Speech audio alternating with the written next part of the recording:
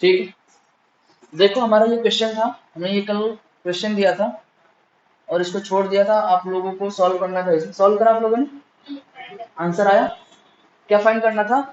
Every current से पास हो, मतलब सारे रजिस्टर से पास होने वाला करंट फाइंड करना था। मतलब इस वायर में कितना करंट का फ्लो हो रहा है, और इस वायर में और इस वायर में, और तीनों का डायरेक्शन से बताना था कि किस से किस डायरेक्शन में फ्लो हो रहा है। जैसे कि मान लो मैं इस पॉइंट को मान लेता हूँ ए, ये बी, ये सी, ये डी, ई और ये एफ। ठीक है ना? तो ऐसे क्वेश्चंस को सॉल्व करने के लिए हम क्या करेंगे ना, जब भी ऐसा क्वेश्चन आएगा जिसमें कहीं पर भी ना करंट की डायरेक्शन ना करंट की कोई भी वैल्यू दी होगी, उस समय हमें क्या करना पड़ेगा? करंट फाइंड करना, कहीं ना कहीं करंट हमें मानना ही पड़ेगा। तो जहां जहां पर हमें करंट पूछा हुआ है ना, सभी जगह हम करंट कुछ मान लेंगे। तो ऐसे क्वेश्चन को करने के लिए हमारे पास दो तरीके होंगे, एक होगा केसीएल और एक होगा केवीएल। ठीक है, किरचॉफ करंट लॉ हमने पढ़ा हुआ है, तो उसी के अकॉर्डिंग सॉल्व करेंगे। इसे हम केवीएल के थ्रू भी सॉल्व कर सकते हैं। जब हम किरचॉफ केवीएल हम पढ़ लेंगे, उसके बाद से उसके थ्रू भी इसको सॉल्व करने का कोशिश करेंगे। फिलहाल के लिए हम क्या, हमने केसीएल इसके जस्ट पहले पढ़ा हुआ है, तो केसीएल के माध्यम से इसको सॉल्व करने का प्रयत्न करते हैं। हम जानते हैं किसी भी, हमने बोला था जब भी ऐसा सर्किट का क्वेश्चन आ जाए तो किसी एक पॉइंट पर आप जीरो पोटेंशियल मान लो। ठीक है ना? किसी भी एक पॉइंट पर आप जीरो पोटेंशियल मान लो, और ऐसी जगह मानो जहां पर पोटेंशियल मतलब मानने पर दो तीन और भी पॉइंट में मिल जाए जहां पर सेम पोटेंशियल पहुंच जाए, मतलब उनके बीच में कोई एक्सटर्नल हमारा एलिमेंट ना हो, जैसे रेजिस्टेंस, कैपेसिटर। बात समझ में आ रहा है ना? तो जैसे कि हम यहाँ पर मान लेंगे क्या, जीरो पोटेंशियल। ठीक है, यहाँ पर जब जीरो पोटेंशियल मानोगे तो यहाँ पर भी जीरो पोटेंशियल होगा, यहाँ पर भी जीरो पोटेंशियल होगा। ये चीज समझ में आ रहा है? इसके बाद से हम मान लेते हैं यहाँ पर पोटेंशियल एक्स है, यहाँ पर जो पोटेंशियल होगा वही पोटेंशियल यहाँ पर भी होगा, वही पोटेंशियल यहाँ पर भी हो जाएगा। तो पोटेंशियल डिफरेंस मालूम हो गया, रेजिस्टेंस की वैल्यू मालूम है, करंट की वैल्यू निकल जाएगी। लेकिन पोटेंशियल डिफरेंस हमने माना हुआ है ना, तो पोटेंशियल डिफरेंस हमें कैलकुलेट करना पड़ेगा। हमने यहाँ पर पोटेंशियल डिफरेंस x मान लिया। यहाँ पर देखो, यहाँ से तीन वायर निकला हुआ है, एक वायर ये है, दूसरा ये है और तीसरा ये है। तो हम करंट्स मतलब किरचॉफ करंट लॉ के माध्यम से क्या जानते हैं, किसी भी एक जंक्शन पर अगर हम मान लें कि अगर तीन वायर जुड़े हो एक जंक्शन पर, चार वायर जुड़े हो, मतलब तीन से अधिक वायर जुड़े रहते हैं, सभी वायर के डायरेक्शन में मान लें कि आई करंट का फ्लो हो रहा है। अब मतलब उनसे मतलब आई करंट निकल रहा है इस जंक्शन से। ठीक है, I1 I2 I3। ठीक है, तो उन सभी का समेशन क्या होगा, जीरो होगा, बाय द चार्ज कंजर्वेशन है या बाय द केसीएल। तो हम मान लेंगे किसी भी, इस डायरेक्शन में मान लेते हैं I1 करंट का फ्लो हो रहा है, इस डायरेक्शन में मान लेते हैं I2 करंट का फ्लो हो रहा है, और इस डायरेक्शन में मान लेते हैं हम I3 करंट का फ्लो हो रहा है। तो हम जानते हैं I1 plus I2 plus I3 is equal to zero. ठीक है ना? ये किसके थ्रू होगा, by the KCL law. KCL law के थ्रू ये हो जाएगा I1 plus I2 plus I3 is equal to zero. ठीक है, अब ये बताओ, यहाँ पर देखो करंट I1 का फ्लो हो रहा है, करंट I2 का फ्लो हो रहा है, करंट I3 का फ्लो हो रहा है। हमने यहाँ पर मान लिया जीरो पोटेंशियल है। ठीक है, पोटेंशियल डिफरेंस से ही सिर्फ हमें मतलब है, इसीलिए हमें यहाँ पर जीरो पोटेंशियल मान ले पर ना कोई फर्क नहीं पड़ेगा कि मतलब इसके वैल्यू में कुछ चेंजेस आ जाएंगे, करंट के वैल्यू में चेंजेस आ जाएंगे, ऐसे कोई फर्क नहीं पड़ेगा, क्योंकि करंट का फॉर्मूला जो पोटेंशियल के साथ होता है, किस वाले पोटेंशियल के साथ होता है, पोटेंशियल डिफरेंस के साथ होता है। तो हमें सिर्फ पोटेंशियल डिफरेंस से मतलब, हम यहाँ पर अगर जीरो मान लें और यहाँ पर एक्स मान लें, तो एक्स माइनस जीरो क्या हो जाएगा, x हमारा पोटेंशियल डिफरेंस हो जाएगा। यहाँ पर अगर हम कुछ भी मान लेते हैं ना, यहाँ पर भी कुछ भी मान लो, यहाँ पर भी कुछ भी मान लो, हमें इसके पोटेंशियल डिफरेंस से मतलब है, इसलिए यहाँ पर जीरो मानने से कोई फर्क नहीं पड़ेगा I1 I2 I3 में। ठीक है ना? तो हम जीरो यहाँ पर किसी भी एक पोजीशन पर जीरो पोटेंशियल मान सकते हैं और दूसरे पोजीशन पर एक्स पोटेंशियल मान सकते हैं। यहाँ पर देखो, अब इसे कैलकुलेट करने के लिए हम जानते हैं कि I1 plus I2 plus I3 is equal to zero होगा। एक इक्वेशन हमारे पास ये मिल गया। ठीक है, एक इक्वेशन ये मिल गया। बताओ, यहाँ पर I1 करंट का फ्लो ऐसे हो रहा है ना, ये I2 करंट का फ्लो हो रहा है, और ये I3 इस डायरेक्शन से ऐसे निकल जा रहा है। ठीक है, यहाँ से देखो, यहाँ से I1 जा रहा है, यहाँ से I2 जा रहा है, यहाँ से I3 जा रहा है। ठीक है, तो क्या हम जानते हैं यहाँ पर पोटेंशियल x है, तो यहाँ पर भी पोटेंशियल क्या होगा, x ही होगा। यहाँ पर भी पोटेंशियल x ही होगा। यहाँ पर देखो, अगर मैं यहाँ से A से F की तरफ ट्रेवर्स कर सकता हूँ, ट्रेवर्स करने का इक्वेशन आप लोगों को पता है कैसे लिखते हैं, या तो ट्रेवर्स करो या तो क्या कर लो, आप इस रेजिस्टेंस के अक्रॉस पोटेंशियल डिफरेंस फाइंड कर लो और करंट की वैल्यू निकाल लो। मान लो हम ट्रेवर्स करके ही निकाल रहे हैं। ठीक है, तो ट्रेवर्स करेंगे, तो मान लो हम ए से एफ की तरफ ट्रेवर्स करेंगे, on traversing from A to F. A से एफ की तरफ रिवर्स करने पर हम क्या लिखेंगे, एक्स। यहाँ पर देखो करंट का फ्लो इस डायरेक्शन में हो रहा है ना, तो यहाँ पर प्लस होगा, यहाँ पर माइनस होगा, ठीक है। तो एक्स ये क्या होगा, प्लस से माइनस की तरफ जाने पर पोटेंशियल ड्रॉप होता है, पोटेंशियल ड्रॉप होने का मतलब नेगेटिव के साथ आएगा, और ये आएगा कितना, 2 × I1। ये हो जाएगा माइनस का 2 × I1। उसके बाद यहाँ पर देखो प्लस से माइनस में जाने पर पोटेंशियल ड्रॉप, कितना परसेंटेज पोटेंशियल ड्रॉप होगा, -3 इज इक्वल टू एफ का पोटेंशियल क्या है, 0। मिल गया हमें, यहाँ से क्या मिल जाएगा, I1 मिल जाएगा। तो यहाँ पर देखो I1 इज इक्वल टू क्या हो जाएगा, x इधर जाएगा, 3 इधर जाएगा, या 2i को इधर लेकर चले जाओ। 2i1 जब इधर जाएगा तो x - 3 बचेगा हमारे पास, x - 3, 2 इधर जाकर डिवाइड हो जाएगा, तो ये हो जाएगा I1 is equal to x - 3 divided by 2। समझ में आया। वैसे ही हम I2 निकाल लेंगे, हम लिख नहीं रहे अभी। अब बस यहाँ पर traversing from B to E, traversing from B to E, B से E की तरफ ट्रेवर्स करने पर क्या इक्वेशन लिखेंगे बताओ, x माइनस 2i2, सॉरी कितना ये 1 ओम है, तो ये क्या हो जाएगा 1i2। यहाँ पर देखो माइनस से प्लस की तरफ जा रहे हैं, तो ये क्या हो जाएगा +5 इज इक्वल टू 0। यहाँ से हमारा I2 मिल जाएगा, I2 is equal to x plus 5। नहीं आया, ये नहीं आया, आ गया। इसके बाद से देखो मैं I3 कैलकुलेट करना है, तो ऑन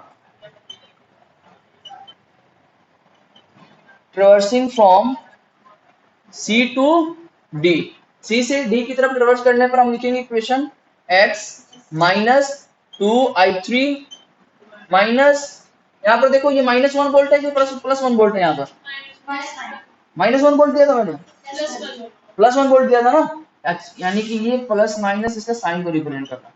यहाँ पर 1 वोल्ट है, प्लस से माइनस की तरफ जा रहा है, पोटेंशियल ड्रॉप होगा, तो ये हो जाएगा -1 is equal to potential at D मतलब 0।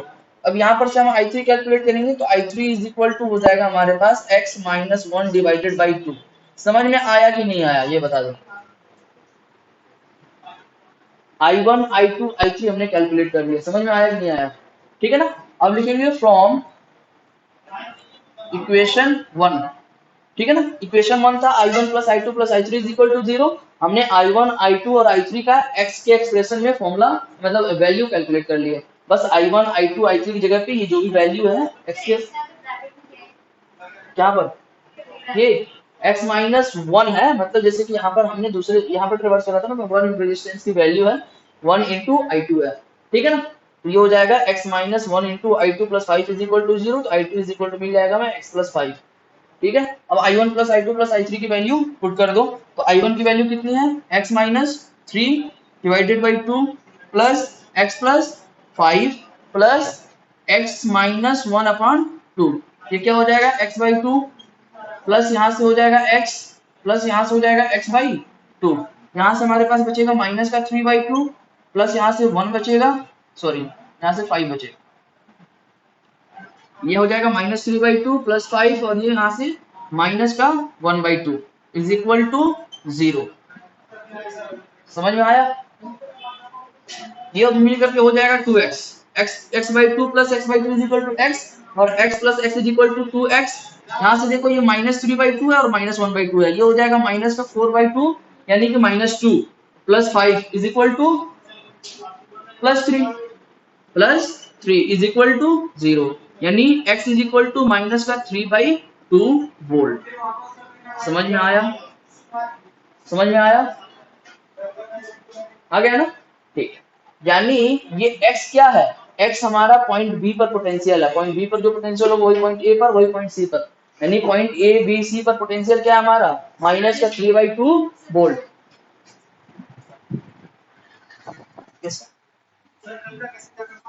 आप बताइए कैसे, दिन में नहीं आ पाएंगे।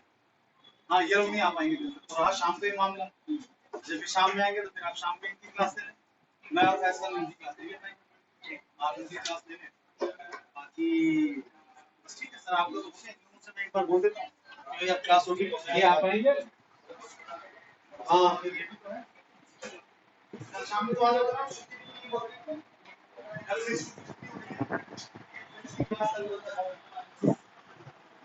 कल से आप लोगों की कोई भी क्लास है, फिजिक्स क्लास, आज से मेरी फैस की क्लास का कोई भी क्लास नहीं। अब हम बोल रहे थे ये ग्रुप में बता दूंगा मैं कैसे क्लास, ठीक है।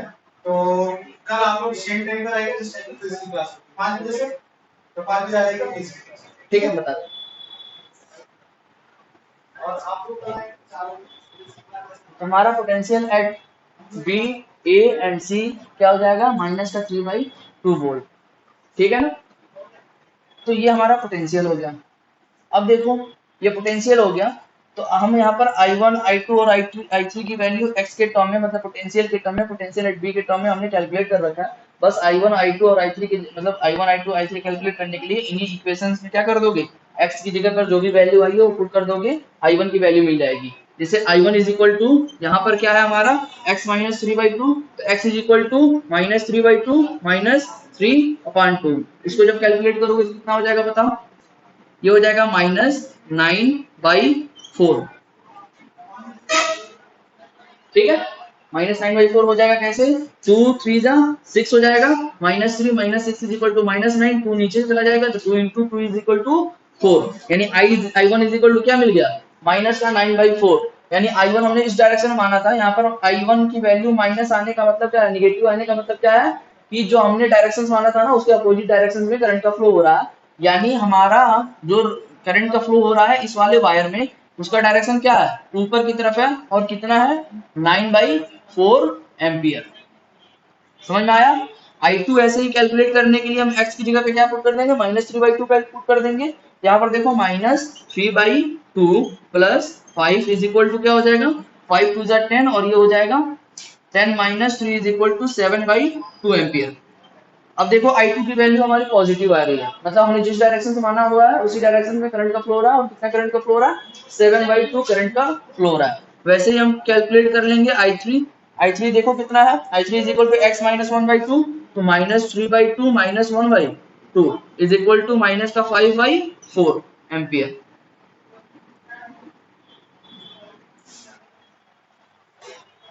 I3 और I1 की जो करंट का डायरेक्शन हमने माना हुआ है ना वो चेंज हो जाएगी, ठीक है। आप इसे क्रॉस चेक भी कर सकते हो।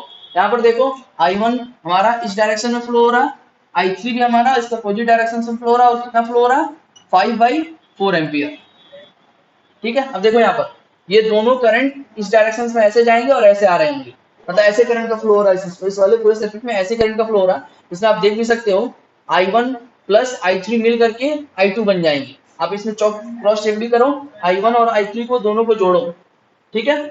I1 और I3 को दोनों को जोड़ो, ये हो जाएगा 9/4 5/4, टोटल मिलकर के कितना हो जाएगा, देखो ये हो जाएगा 14/4 होगा ना, 14/4, और 14/4 को जब 2 और 2 से डिवाइड कर दोगे दोनों तरफ क्या हो जाएगा, 7/2 हो गया ना, ठीक है। मिटा दे इसे।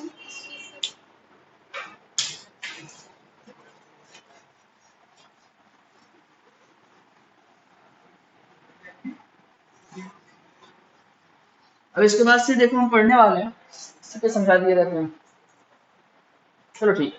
देखो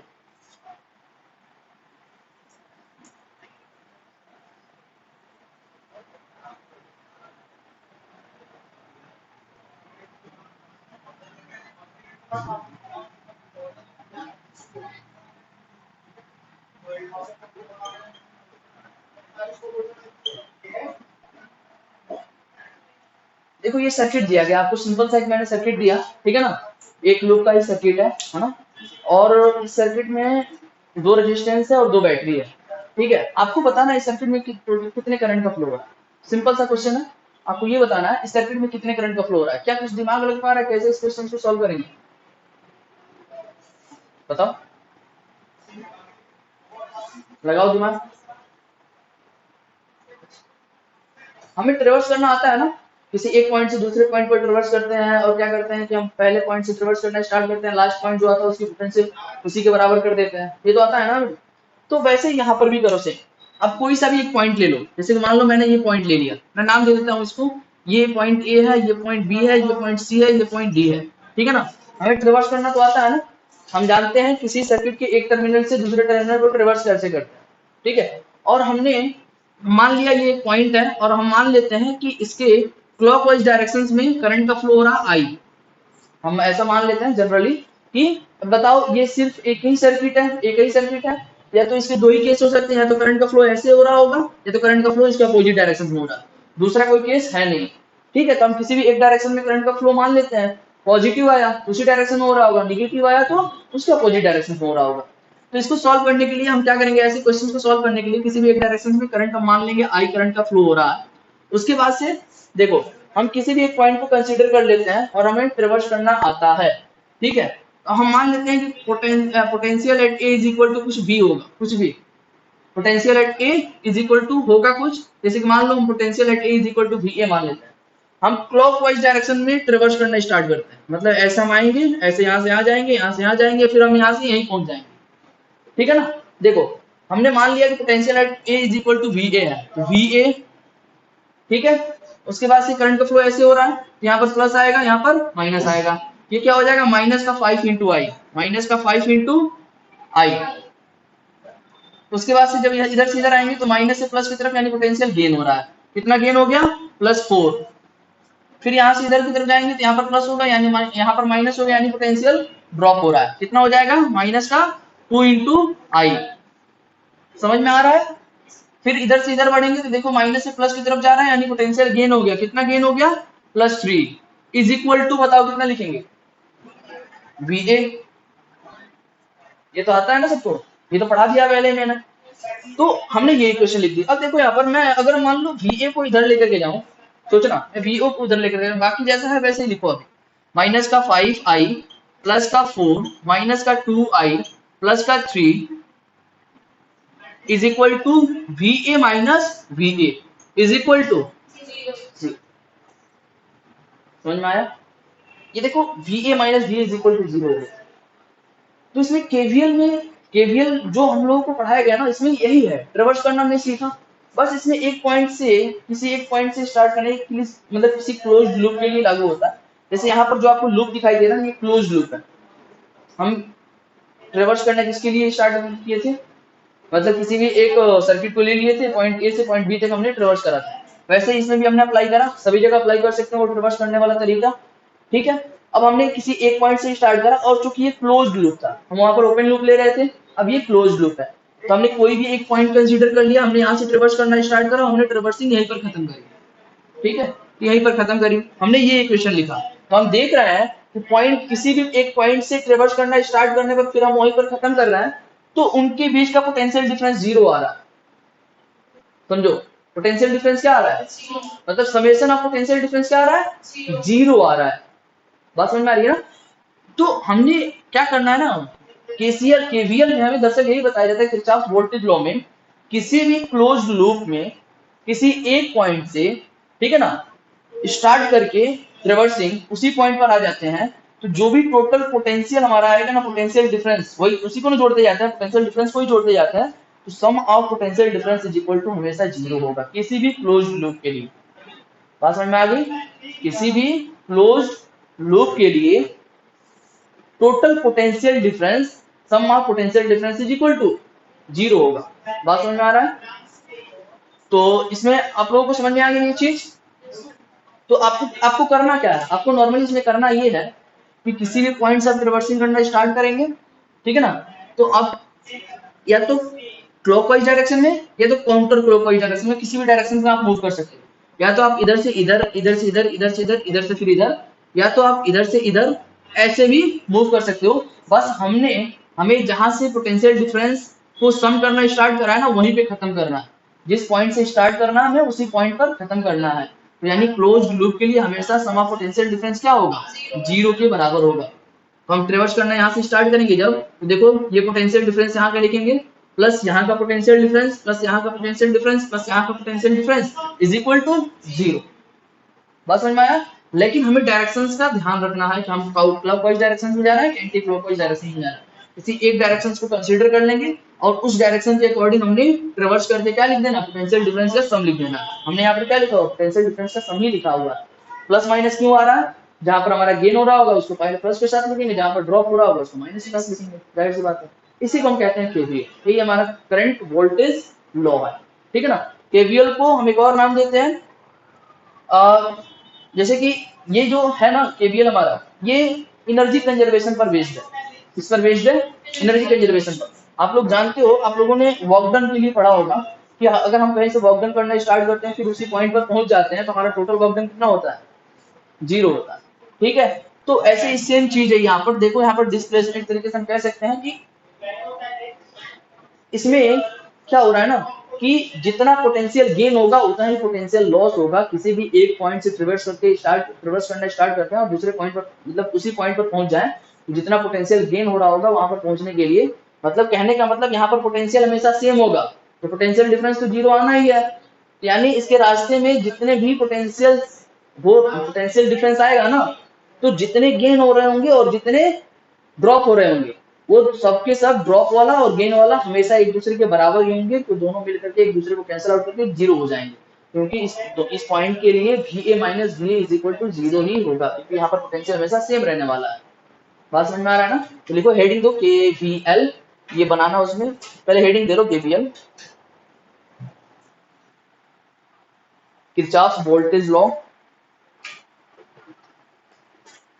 It is also called as loop law. It is also called as a loop law. Loop law समझ आ रहा है? लूप का मतलब ये क्लोज्ड सर्किट होनी चाहिए, क्लोज्ड सर्किट को लूप कहते हैं। ठीक है ना? इसको अलग से एक और नाम दिया जाता है लूप लॉ। और हमेशा करंट किरचॉफ्स वोल्टेज लॉ कहां पर अप्लाई कर रहे होंगे? किसी भी क्लोज्ड लूप के लिए अप्लाई कर रहे होंगे। It states that, देखो इसमें, it states that the sum of potential difference, it states that the sum of potential difference, it states that the sum of potential difference across any closed loop, या around लिख सकते हैं, around any closed loop is equal to 0. Sum of potential difference across any closed loop is equal to 0. It is based on the conservation of energy. It is based on the conservation of energy. ये conservation of energy का ही दूसरा रूप है electricity में। ठीक है ना? Conservation of energy का ही दूसरा रूप है इलेक्ट्रिसिटी में। बात समझ में आ गया? It is based on conservation of energy. हम देखो किसी भी डायरेक्शन में स्टार्ट कर सकते हैं, क्लॉकवाइज डायरेक्शन से भी स्टार्ट कर सकते हैं, एंटी क्लॉकवाइज डायरेक्शन में भी स्टार्ट कर सकते हैं। करंट का भी डायरेक्शन अगर हमें मानना हो तो किसी भी डायरेक्शन में मान सकते हैं, वो ऑटोमेटिक नेगेटिव और पॉजिटिव आ जाएगा। लेकिन हमने एक बार क्लॉकवाइज डायरेक्शन में स्टार्ट कर दिया तो हम इसको ट्रेवर्स पूरा कंप्लीट करेंगे क्लॉकवाइज डायरेक्शन में। एक बार हमने एंटी क्लॉकवाइज डायरेक्शन में मान लिया तो एंटी क्लॉकवाइज डायरेक्शन में पूरा का पूरा ट्रेवर्स करेंगे। बात समझ में आ रही है? इस क्वेश्चन को हमें सॉल्व करना हो, बताओ आई की वैल्यू क्या आएगी। बस हमने क्या लगा देना है, इसमें केवीएल लगा देना है। हमने इक्वेशन लिख दी, अब आई की वैल्यू यहां से कैलकुलेट कर लो, -2i -5i -2i is equal to minus का 7i प्लस 3 प्लस 4, 4 प्लस 3 क्या हो जाएगा 7 इज इक्वल टू 0, यानी i इज इक्वल टू 1 है। समझ में आया ये? ऐसे क्वेश्चंस कर पाओगे? एक क्वेश्चन और करो, थोड़ा सा कॉम्प्लेक्स क्वेश्चन दे दूं या थोड़ा सा आसान दूं पहले बताओ? मीडियम दे दें? चलो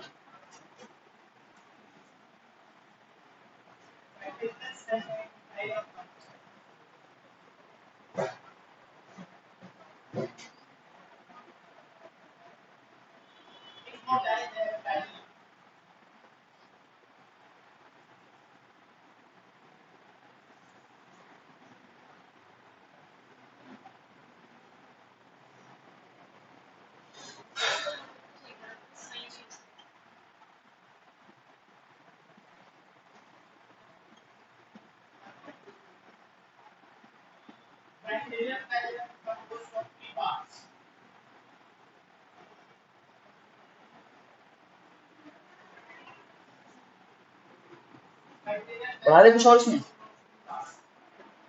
चलो थोड़ा सा खुश हो जाओ तुम लोग। आपको ये बताओ इसमें करंट की वैल्यू चेंज मतलब कोई ऐसा मतलब देखो यहाँ पर कितने वायर तुम्हें दिख रहे हैं, 4 वायर दिख रहे हैं। क्या 4 वायर में कभी ऐसा हो सकता है कि चारों में से किसी में एक में अलग करंट का फ्लो हो रहा हो? कभी ऐसा हो सकता है? सोच करके देखो कि एक वायर, दो वायर, तीन वायर, चार वायर को हमने यहाँ पर ऐड करा है। कभी ऐसा हो सकता है कि किसी एक वायर में किसी अलग करंट का फ्लो हो रहा है, तीन में सेम हो रहे हो, या दो में अलग हो रहा हो, दो में सेम हो रहे हो? होगा कभी ऐसा? कैसे? हाँ, हो सकता है ऐसा?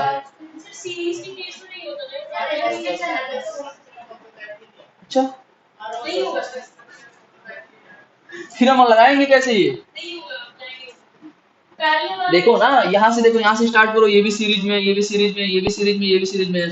जैसे जब तक इसको जंक्शन ना मिले, जब तक इसको मतलब किसी एक पॉइंट पर दो से अधिक वायर ना दिखे, तब तक हम करंट क्या कहेंगे? हमेशा कहेंगे, देखो यहाँ पर, यहाँ से जो भी करंट निकलेगा वो यहाँ से यहाँ जाएगा, फिर यहाँ से कहाँ जाएगा?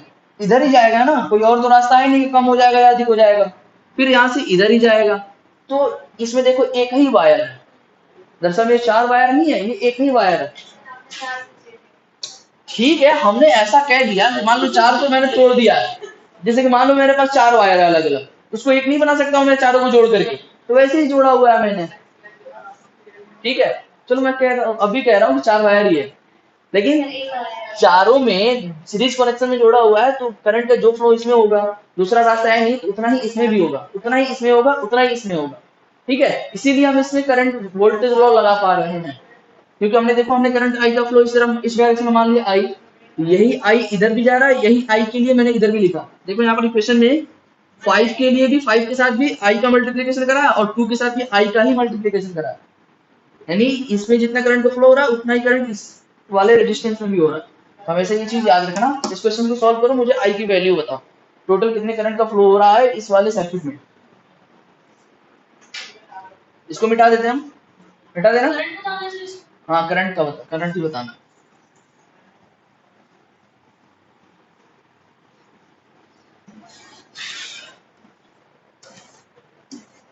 देखो, कभी कभी ये हमेशा ये चीज नहीं, मतलब ऐसा हर केस में नहीं होता है, लेकिन एक तरीके से आप इसको थोड़ा सा ऐसे याद रख सकते हो कि जनरल केसेस में, मतलब जनरली ज्यादातर केसेस में जहां पर करंट की वैल्यू पूछा होता है ना, वहां पर हमें केवीएल लगाना होता है, और जहां पर हमें वोल्टेज की वैल्यू पूछा होता है, किसी पॉइंट पर पोटेंशियल पूछा होता है, वहां पर केसीएल लगाना होता है। ठीक है ना, मतलब जनरली ऐसा हार्ड एंड फास्ट रूल नहीं है, लेकिन ज्यादातर केसेस में मैंने देखा है क्वेश्चन को सॉल्व करते समय, जहां पर वोल्टेज की वैल्यू पूछी गई है वहां पर केसीएल लग रहा होता है आसान तरीका से, और जहां पर हमें करंट की वैल्यू पूछी गई है वहां पर केवीएल लग रहा होता है।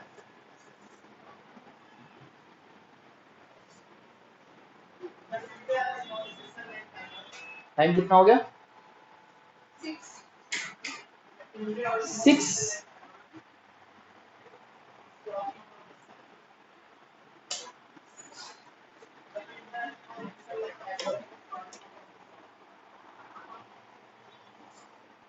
माइक किधर गया ये?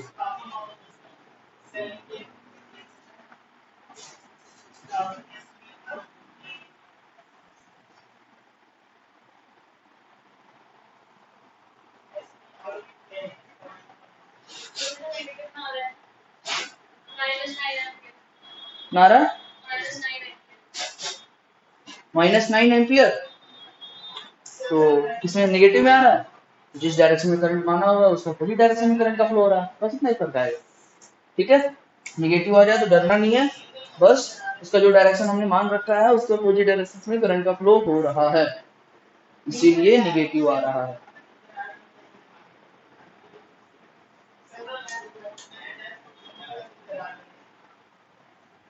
तो फिजिक्स पढ़ने के लिए आओगे? ठीक। नहीं नहीं, बिल्कुल नहीं, मैं भी घर जा रहा हूँ ना, मन बदल लिया मैंने अपना। नहीं, मुझे लग रहा था कि सिर्फ 3 दिन की छुट्टी होगी, इसलिए मैं नहीं जा रहा, तो ज्यादा दिन की छुट्टी हो रही है तो हम भी मजे लेते हैं घर पे। हो गया, हम सॉल्व करें। आंसर कितना आ रहा? माइनस, तुम्हारा? तो तेरी का अलग अलग कैसे आ गया? देखो, मैं मान लेता हूँ कि इस डायरेक्शन में करंट आई का फ्लो हो रहा है, जिस डायरेक्शन में करंट आई का फ्लो होता है तो पहले हमारे रेजिस्टेंस के टर्मिनल प्लस और दूसरे वाले में माइनस, यहाँ पर क्या आएगा प्लस, यहाँ पर माइनस, और वैसे ही यहाँ पर प्लस और यहाँ पर माइनस। यहाँ पर प्लस माइनस नहीं निकल दिया, देख लेना ध्यान से। ठीक, तो अब हम इक्वेशन लिखेंगे। हम किसी भी एक पॉइंट को ले लेते हैं, वहां से रिवर्स करना स्टार्ट करते हैं। हम मान लेते हैं कि ये इस वाले पॉइंट से ये वाले ले लें। क्यों? ठीक है, हम यही ले लेते हैं, कोई मुश्किल नहीं है। हम ये वाला पॉइंट लेते हैं, हम यहाँ से क्रॉस करना स्टार्ट करते हैं। देखो क्लॉकवाइज डायरेक्शन में भी जा सकते हैं, एंटी क्लॉकवाइज डायरेक्शन में भी जा सकते हैं। हम मान लो क्लॉकवाइज डायरेक्शन में जा रहे हैं, ठीक है ना। क्लॉकवाइज डायरेक्शन में जाने के लिए यहाँ से हम आगे की तरफ बढ़ेंगे। देखो क्या लिखेंगे हम सबसे पहले, 3 इंटू आई, बार बार वेक्टर वाला साइन बना देता हूँ, माइनस 3 इंटू आई, ठीक है ना। पोटेंशियल हमारा ड्रॉप हो रहा है, माइनस 3 इंटू आई, फिर पोटेंशियल गेन हो रहा है, तो प्लस 3, फिर माइनस 2 आई, फिर माइनस 2, फिर माइनस 1 आई, फिर माइनस 4 इज इक्वल टू 0, 0 0, ठीक है ना। तो अलग आंसर कैसे आ गया, दोनों को सेम कराया तो। चलो ठीक है, आगे बढ़ते हैं। माइनस 3 आई, माइनस 2 आई, माइनस आई, कितना हो जाएगा, माइनस 6 आई। ये हो गया माइनस 6 आई। ये देखो प्लस 3, माइनस 2 और माइनस 4, माइनस 2 माइनस 4 मिलकर के माइनस 6, और ये प्लस 3, माइनस क्या हो जाएगा 3 इज इक्वल टू 0, यानी आई इज इक्वल टू, दोनों का आंसर गलत आ रहा है। आंसर तो दोनों का गलत है।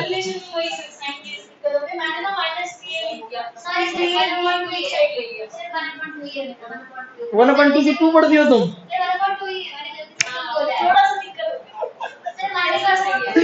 बना दियो, कह रही गलती से बोला है। ठीक है, यानी इसमें तुझे समझ में आ रहा है, तुम्हें सच्ची में आ रहा है, गजब हो गया यार। तो करंट का डायरेक्शन हमने क्लॉकवाइज डायरेक्शन में माना हुआ है। यहाँ पर आ रहा क्या, माइनस, यानी करंट का डायरेक्शन हमारा एंटी क्लॉकवाइज डायरेक्शन में है। और कितने करंट का फ्लो हो रहा है, 0.5 एम्पियर करंट का फ्लो हो रहा है। वो तरीका ये तो थोड़ा सा और चेंज हो गया ये, यहाँ पर 1/2, यहाँ पर 0.5 हो गया। कंफ्यूज हो गए इसमें भी।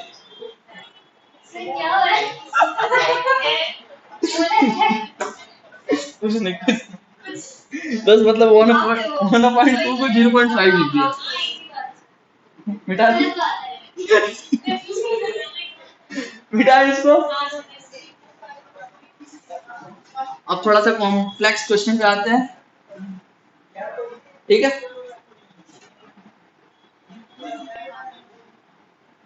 इसके पहले वाला सेम क्वेश्चन करें क्या केवीएल से, वैसा ही मैं एक और क्वेश्चन दे देता हूँ।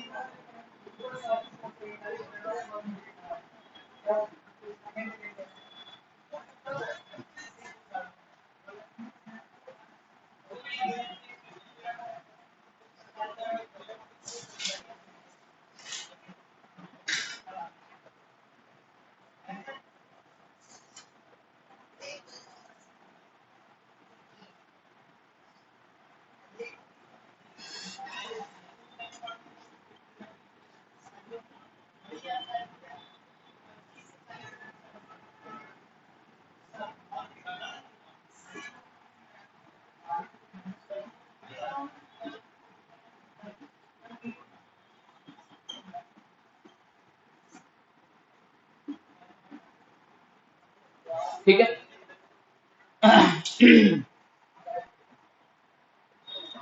ठीक है।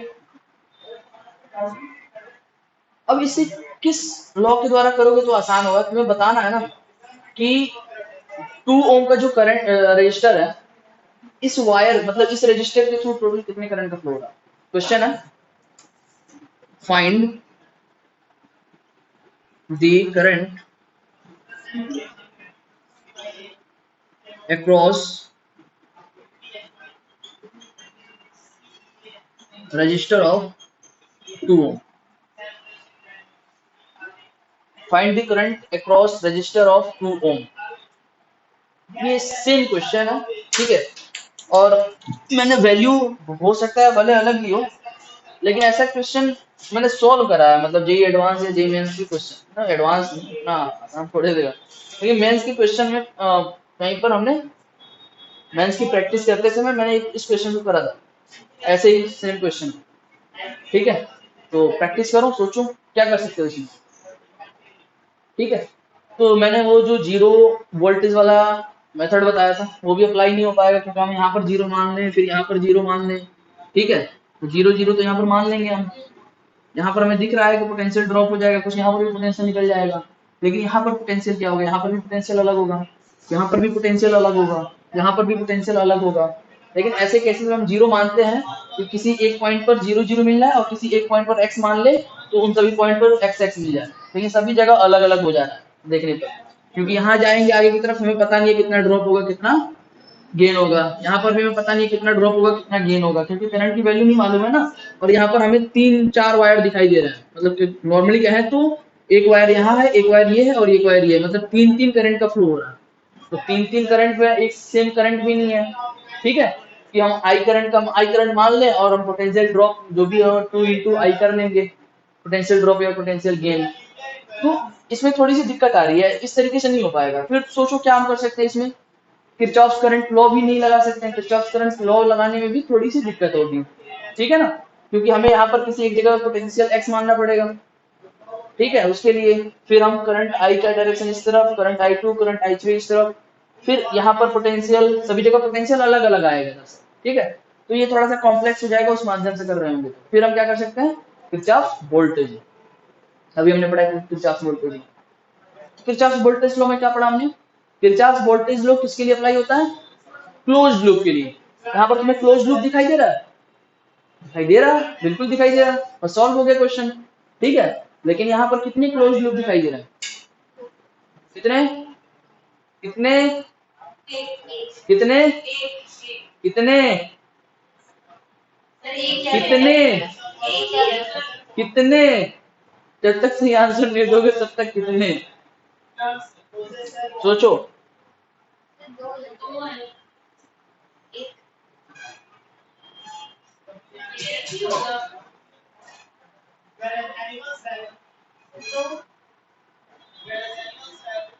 एक कैसे कह रहे हो तुम लोग, ये बताओ।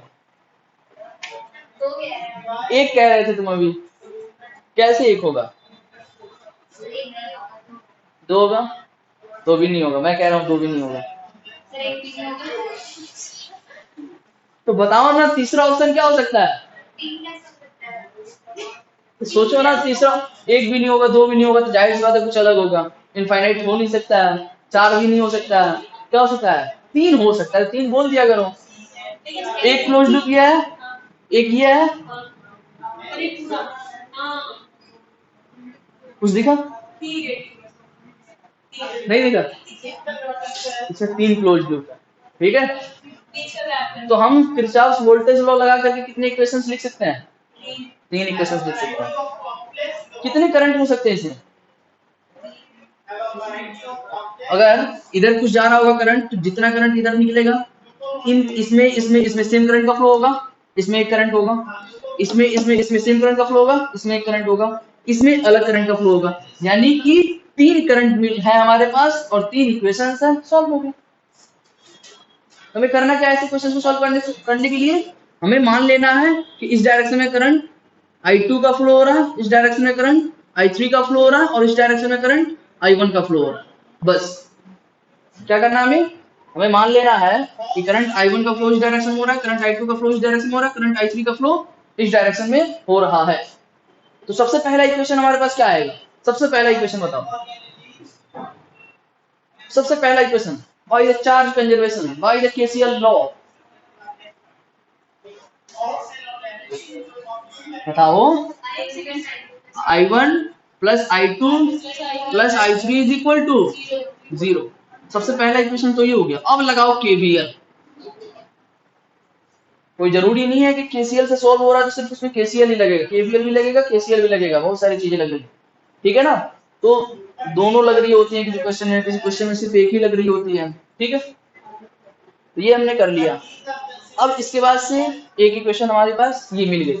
अब हमें दो इक्वेशन चाहिए, लेकिन हमारे पास तीन इक्वेशन और मिल सकती है। ठीक है ना, समझ में आ रहा है तीन इक्वेशन कैसे मिल सकती है, एक इक्वेशन यहाँ से, एक इक्वेशन यहाँ से और एक इक्वेशन पूरे से।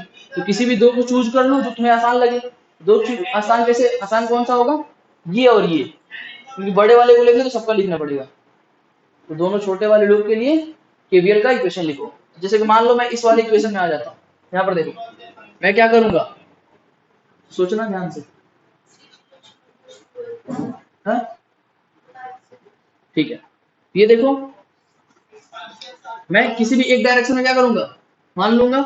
जैसे कि मान लो इसमें मैंने क्लॉकवाइज डायरेक्शन में माना, तो क्लॉकवाइज डायरेक्शन में माना, मैं किसी भी एक पॉइंट से चलना स्टार्ट करता हूँ। जैसे कि मान लो मैं यहाँ से चलूँ, किसी कहीं से भी चल सकते हो, कहीं से भी चल सकते हो, मैं यहाँ से चल रहा हूँ। यहाँ पर देखो, यहाँ से आगे की तरफ बढ़ेंगे, ये बता पोटेंशियल ड्रॉप होगा, पोटेंशियल गेन होगा, पोटेंशियल गेन होगा, कितना होगा 2, फिर क्या क्लॉकवाइज हो एंटी क्लॉकवाइज हो कोई फर्क नहीं पड़ता, तुम अपने मन से किसी भी डायरेक्शन में मान सकते हो। तो हम इस डायरेक्शन में माने हुए हैं ना, देखो रेजिस्टेंस है ना, तो यहाँ पर जो हमारा प्लस साइन माइनस साइन किधर रहेगा, ये डिसाइड करेगा करंट का डायरेक्शन। लेकिन ये किसी भी डायरेक्शन में तुम मान सकते हो, बस ये चलना है, ट्रेवर्स करना है, ट्रेवर्स करके उसी पॉइंट पर पहुंच जाना है। या तो क्लॉकवाइज में जाओ या तो एंटी क्लॉकवाइज में, कोई फर्क नहीं पड़ने वाला, ध्यान देना बस। हम जानते हैं इसमें करंट I2 का फ्लो हो रहा है, तो यहाँ से लेकर के यहाँ तक I2 ही होगा, लेकिन यहाँ से लेकर के यहाँ तक I1 होगा।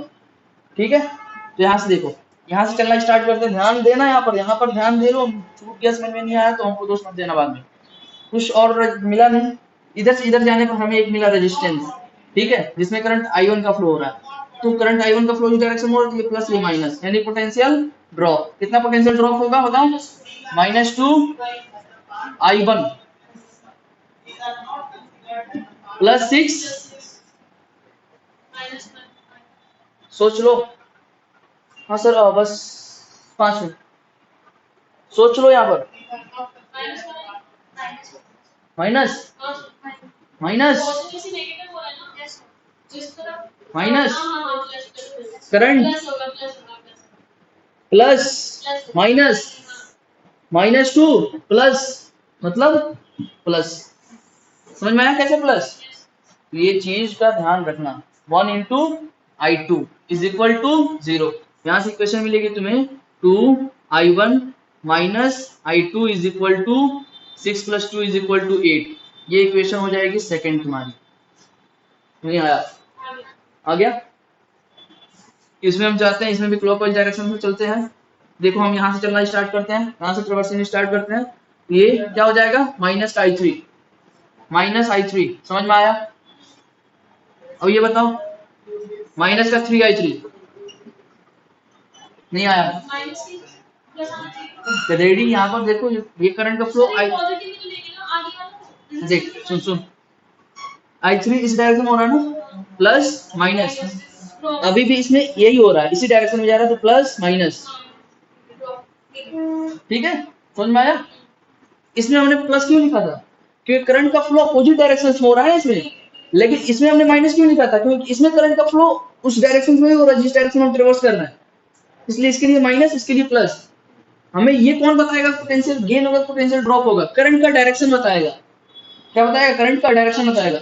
ये हमने जो डायरेक्शन दिया हुआ, किसका दिया हुआ, ट्रेवर्सिंग का डायरेक्शन दिया हुआ, किस डायरेक्शन में हमें ट्रेवर्स करना है। हम इस डायरेक्शन में भी ट्रेवर्स कर सकते हैं। उस केस में देखो करंट का फ्लो इस डायरेक्शन में हो रहा है, ये भी प्लस आएगा, ये भी प्लस आएगा। लेकिन इस डायरेक्शन में हमने ट्रेवर्स करना स्टार्ट करा है, करंट का फ्लो इसी डायरेक्शन में हो रहा है, तो इस डायरेक्शन में ये भी माइनस, ये भी माइनस, और यहाँ से देखो माइनस से प्लस क्या होगा, प्लस। कितना प्लस होगा, 5। फिर क्या, +2I1 इज इक्वल टू, ये तीसरा इक्वेशन होगा तुम्हारा। ये वाला जो करंट, ये वाला जो रजिस्टर है ना, इसका जो पोटेंशियल ड्रॉप होगा या पोटेंशियल गेन होगा, इन दोनों के साथ, दोनों की कॉम्बिनेशन मिलेगी। हाँ, तो अब देखो यहाँ पर ये वाला इक्वेशन हम क्या लिख सकते हैं, यहाँ पर लिख सकते हैं 2I1 minus I3 minus 3I3 क्या हो जाएगा, माइनस का 4I3 इज इक्वल टू -5। ये हमारा तीसरा इक्वेशन। समझ में आया इसको मैंने कैसे लिखा, 2I1 माइनस का 4I3 इज इक्वल टू +5 हो जाएगा तो -5। अब हमारे पास 3 इक्वेशंस हैं, इन्हीं तीनों इक्वेशंस का यूज करके I1 I2 I3 की वैल्यू फाइंड कर लेंगे। ठीक है, तो फाइंड करो। सबसे पहले क्या करोगे आप, यहाँ पर यहाँ पर देखो इक्वेशन सेकंड एंड, नहीं ये थोड़ा सा हो जाएगा, ठीक है। आप एलिमिनेट क्या करोगे,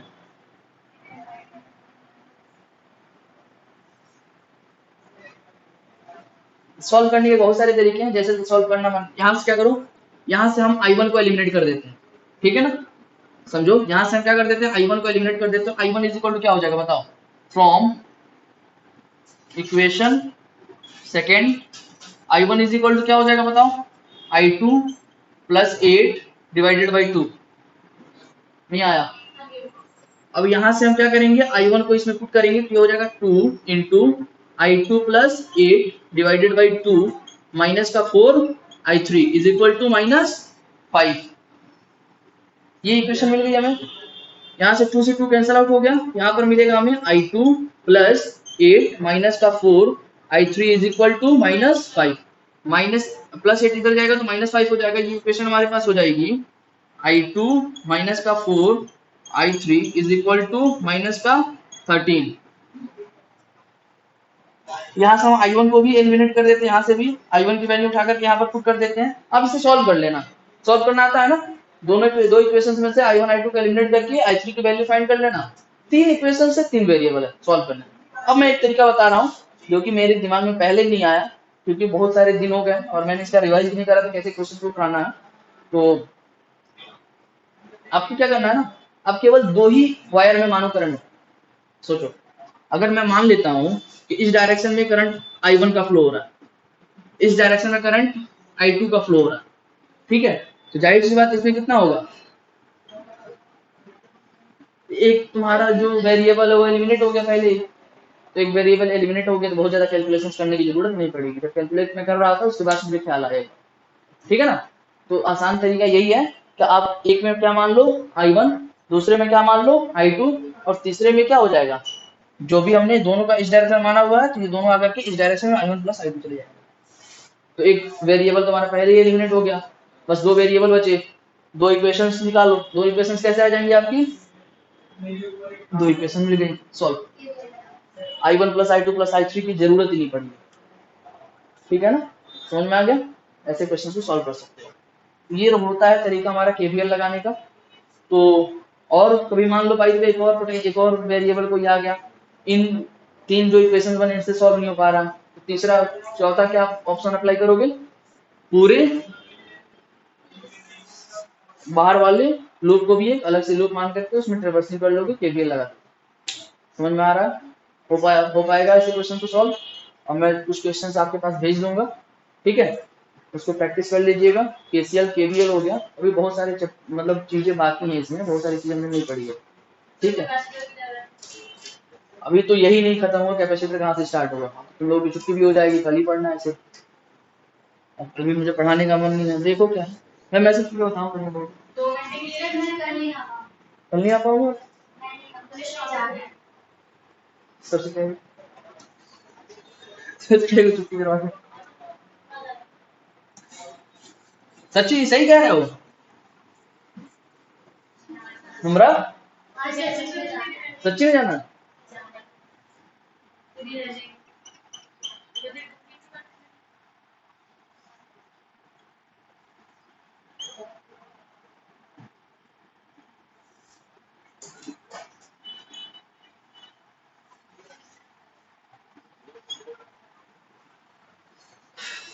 आपको बताना है, क्या बताना है,